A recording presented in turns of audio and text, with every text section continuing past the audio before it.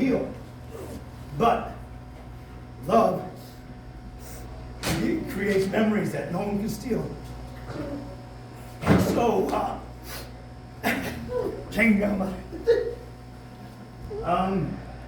what I took away from that is that those memories, in those memories lie the antidote.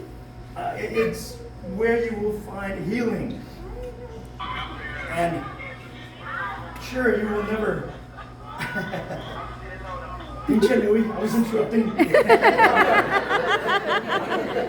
dad, I'm here.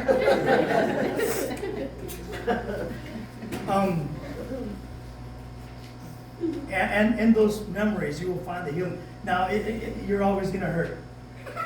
You're always going to have a scar. You know, I've got scars that sometimes, you know, still feel tender. But a scar is better than an open wound, right? And so, those memories, just hold on to them and don't think about what happened on the 9th of November. You got to consider the many memories that you have with Louis, or that you have, you know, with Louis' family. I want to share some of those memories with you, so you can see Louis through my lens. You know, we all know that he had a beautiful smile. I don't know if he was always happy. I think like he was always happy. But I think he discovered the power of that dimple. That's why he was always smiling. You know, that dimple and that smile opened doors. And if I may be so bold as to say, maybe you got him some girlfriends too. And of course, you know, that short little giggle that he almost used as a punctuation, like every other sentence. Every time he said something, he ended it with like a. That's a Louis that you know. I want to tell you about the Louis that you may not have been aware of. El Luisito que no conocimos todos. Like, what did he do for almost 8 years in the army? I'm here to tell you that he did a lot. He did a lot. He pushed the envelope, and God, I'm so proud of him. That's what I hold on to. That's what I remember. Every time he called me because he accomplished something, that he was involved in something freaking awesome, I could hear the pride and the happiness in his voice. And that's what I hold on to. The last 2 months have been a roller coaster. But it's okay. We understand. You know, unfortunately, we forgot to get some flowers. We were going to have some flowers up here. My wife had the idea we should get some flowers because it indicates how beautiful life can be. But nothing is forever. Right? Nothing is forever. And we understand that, and that's okay. That's okay. So who was Louis to me? You know, besides a son that I had no problems with. Since he was a little kid, he just he went with the flow and never gave me a reason to be disappointed or angry or nothing. He was just freaking chill. And, but, like I said, he was chill, but he pushed the envelope. He pushed himself. He accomplished the 2 things in life that he really wanted to accomplish. He wanted to be a father, and he did that. He was good at it. He loved this little kid. Have you ever saw his videos on Instagram or whatever? He did a great job. He loved his little boy. He did that. Second thing, he wanted to be a soldier. And he did a heck of a job as a soldier. He was involved in some real world missions with real world implications. And I just want to paint that picture for you. All right? Just like he was smoking. So, you know, in 2013, we celebrated his 21st birthday, and then 4 days later, he shipped off. He shipped off to Fort Benning, Georgia. as a young, impressionable 21-year-old. And 3 months prior, I took him to Prescott Park and I was running him ragged, made him puke. And I was like, you're not gonna survive in the Army. Well, it just took a couple of years, and he outshined me by far. He, how you doing, brother?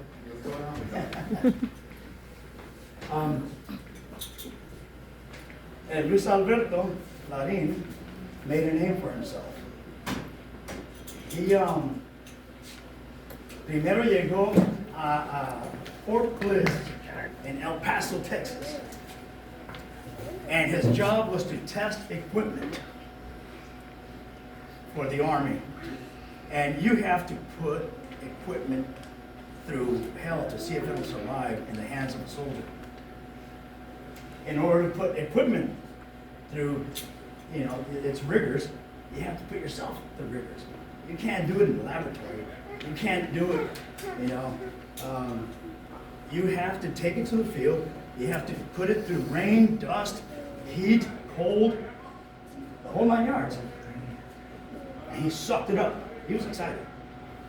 And then he had to go back and write reviews because he understood that this piece of equipment could possibly be in the Army's inventory for the next 40 or 50 years. So he took that very seriously. But it also meant that he was in the field 70% of the time. He had his baby, Luisito. Didn't get to spend much time on him, but he sucked it up. That is who Louis is. That is who he is. He sucked it up, he tested that equipment, he gave proper reviews, and I think he freaking did a great job. Because he told me all about it, and I told him he was doing a great job, and made me proud. And I could hear it in his voice that he was enjoying doing a real job, not just training for the sake of training, but he had a real mission. 2015, he went to Germany. Everybody wants to Germany. He got lucky. But only one month after getting there, he barely got to unpack his household goods, got his family settled. Almost. He had to travel all the way to Estonia, which is next to Russia.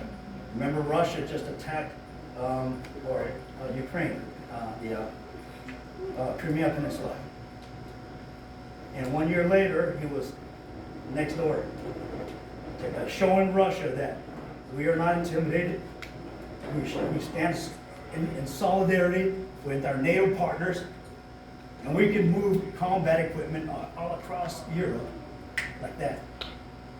So they drove hundreds of vehicles, tanks, Bradleys, Strikers, you name it. 1,100 miles through 5 different countries.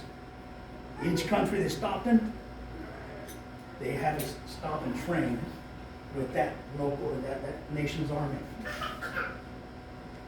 Estonia, Latvia, Lithuania, Poland. I don't have my cheat sheet, but there's a couple other. And he was calling me and telling me, yeah, I'm over here training with freaking Polish soldiers, and I'm trading patches and learning what they eat for lunch. I'm giving them my MREs, and they're giving me this, that, and the other. And he was happy. Real world mission with real world implications. That is Louis. He was critical to that mission. It was called Dragoon Drive. He was in the 2nd Cavalry Regiment. And they were away from the house for over 6 months. It sucked. But at the same time, you don't make soldiers, real soldiers, by treating them, with kid gloves. You put them through a ringer, they'll either sink or float. And Louis floated. He learned how to swim. He learned how to wear that uniform with pride. He learned how to be effective. He learned how to lead. He took his skills to the top. So in a cavalry platoon, you have a senior scout. A senior scout leads the way for his platoon, and he has to have the best gunner. Louis was his gunner. They went through training, and you're evaluated on a scale of up to 1,000 points. And the top gun was Louis' crew. You have to engage dismounts. You have to engage armored vehicles. You have to learn weapon systems. You have to learn technical terms. You know, they put you through some serious tests. And he was a top gun. And he freaking loved it. He was born for that. He sucked it up. He embraced it. And he excelled. And he was not only top gun and a senior gunner, a senior scout's gunner, but during that time, he also went through combatives, which is the Army's program for hand-to-hand combat, MMA, mixed martial arts. Most people don't get to complete level 1. I barely completed level 1. But my excuse is that my Joker commander sent me when I was in my 40s. I was 41 years old. Of course, I'm gonna have a hard time, right? Louis made it to level 2. And when he told me I got him, level 2 combatives, he became the assistant instructor for his battalion. He showed pictures of his legs and arms all bruised up, cuts and scratches on his cheeks and eyebrows, and his ear all like, cauliflowered up. But he's like, I love it. That is who Louis is. So the little kid that I took to the Fresco Park and made him puke could probably roll me up.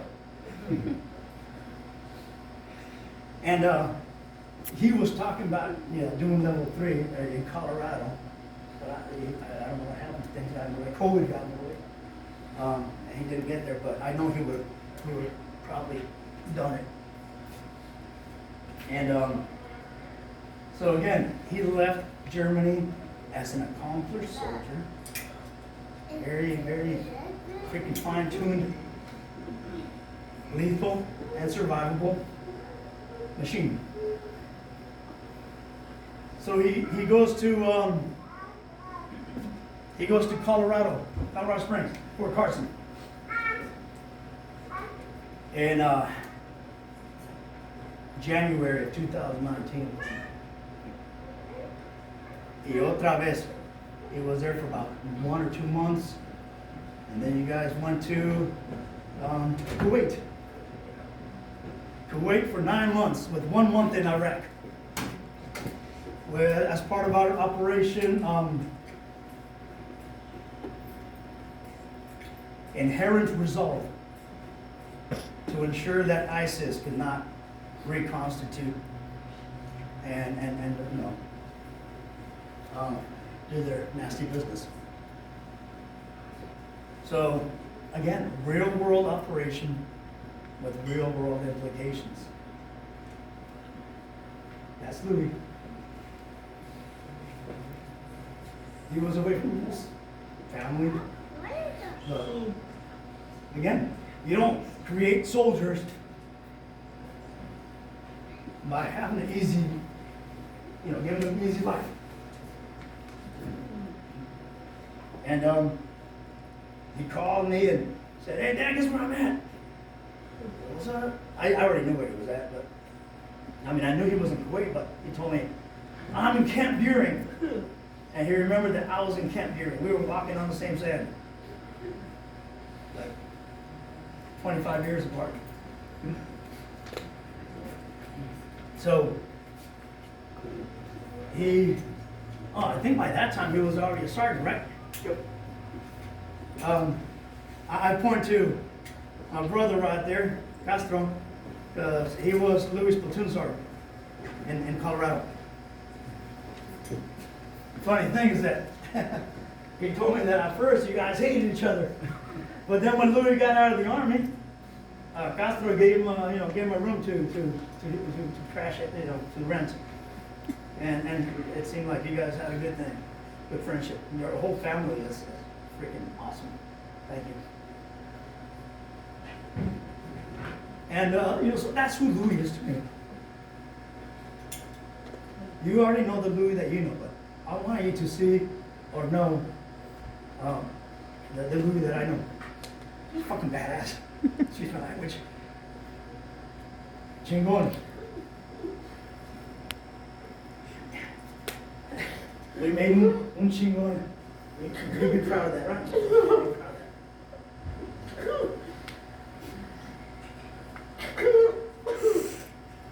A couple more things that I want to say is that I think it's really important. I'm sorry, I'm just checking to see if the Army Honor Guard is here yet. I think so. I think they're over here. Are they? Okay. I'm going to go ahead and wrap it up here in a second, but it's important that the NCO and me, non-commissioned officers, are charged with taking care of soldiers. So we're like, mom and dad in one. And we always feel the need to give helpful advice, consejos. And I just want, especially for the younger folks here, I think the Larin family is really tight. I love how you guys have your annual family campings. Y también los Villalobos, we're very tight. Family is first. Family is important. It's the most important thing you will ever have. Besides your health, basic needs, right? Besides your health, your family is more important than money, more important than accolades, more important than anything. And let me tell you something. When I don't want to use the word family because, like I was saying earlier, friends are sometimes, or oftentimes, as important as family, as close as family. I have a brother right here, Mr. Knapp, Air Force veteran, Air Force retiree. Me and his son served in Iraq. I have Castro. I worked with Castro too, and then Louis worked with him. And the wonderful thing about Louis being a cavalry soldier is that even though I'm not cavalry, I was in the cavalry for like 10 or 11 years. And because of that, he worked with some of the dudes I worked with as well. And that was pretty cool. That was an awesome phenomenon. that was great. I loved hearing Louis like, hey, guess who knows you? And I know him. That was awesome. But back, I'm sorry, I lose my train of thought sometimes, especially when I get to do this. Family. When you have a good day, sharing it with family, with your tribe, sharing it with your tribe makes it infinitely better. It's great when you can share a great day with them. And when you have a bad day, your tribe makes it a little less horrible, a little more tolerable. Right? So, please hold on to your tribe. Love them, hug them, lean on them. Let them lean on you. Call them. Keep that tribe strong. It is the key to a happy life, a good life. You can't, I don't care how big and bad you are. When life punches you in the mouth, and life will punch you in the mouth, as everybody knows, you don't want to be alone.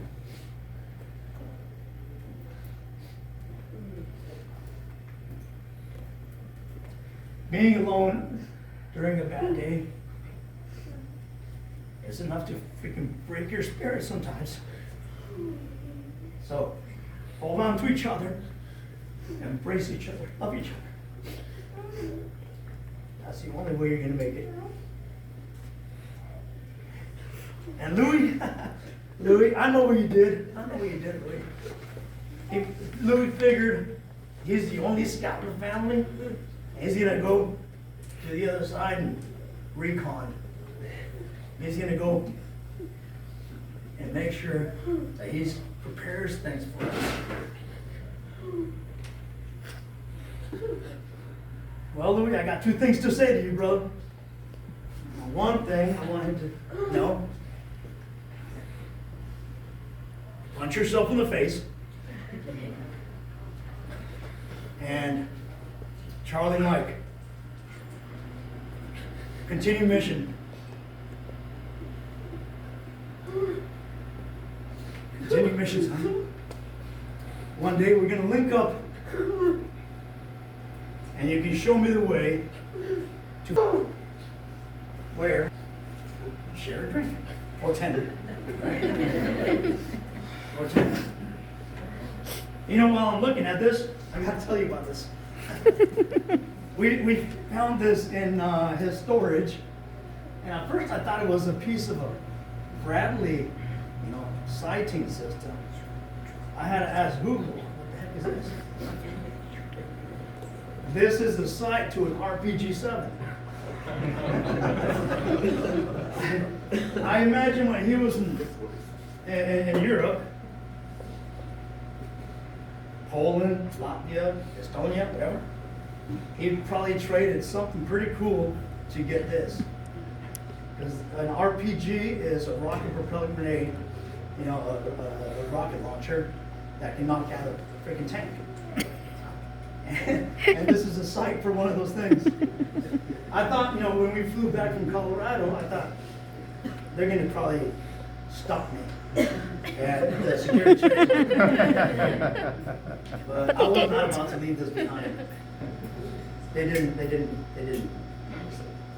So, but I just wanted to, he always pushed the envelope. And speaking of pushing the envelope, while he was in Germany, he got a certificate for, I can't remember the name, but it's basically putting himself, he put himself through mountaineering. The German army has a program to produce, soldiers for mountain warfare, where it's extensive and difficult. Rappelling off the cliffs and freaking doing helicopter landings, all kinds of nonsense. He did that. He volunteered. When he was in Camp Beer in Kuwait, he did a 10-mile run just for fun. It was a unit thing. It wasn't just like himself, but it wasn't mandatory. And he said, "Put me in, coach. I'm gonna freaking run 10 miles in the desert in July." I don't know if it was July. When he was in Colorado, he freaking climbed up to the top of Pikes Peak, which is not an easy thing to do, 14,000 feet. And I told you about combatives level 2. All his bruises, all his cuts, and he loved it. So he is physically, he was a serious force to contend with. Unfortunately,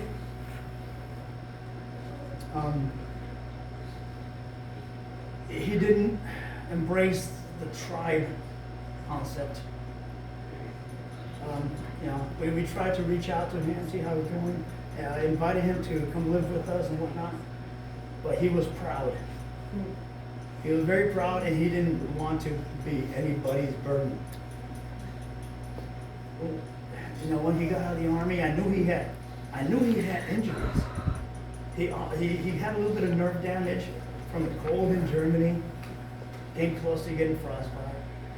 He had injuries, but he did not want to go to the VA and file a claim. He thought that the VA was a disability from the VA was for people who were missing arms, legs, got shot, got blown up. No, dude, you earned this. And it took me 2 years to convince them to file a claim, which he finally did, but he let a lot of time go by. In March of last year, I went to see him, and he told me that they had laid him off. I told him, get yourself some unemployment insurance. And again, he's like, nah, I feel like I'm asking for a handout. Like, change your house, son. You're not asking for a handout. You paid into a system. This is something that you are owed. It's an entitlement that you earned. But he was very proud. He figured, I don't want to be putting my name on it. I will figure it out. So you can see why I think that family is so important. Having a tribe is so important. Because as badass as my son was, without a family, without a tribe, life will freaking, like I said, punch you in the face and keep punching you after you're down. So, please again, embrace your family, your tribe. I think I've said everything I want to say. We will pass it over to the military honors. Thank you, sir.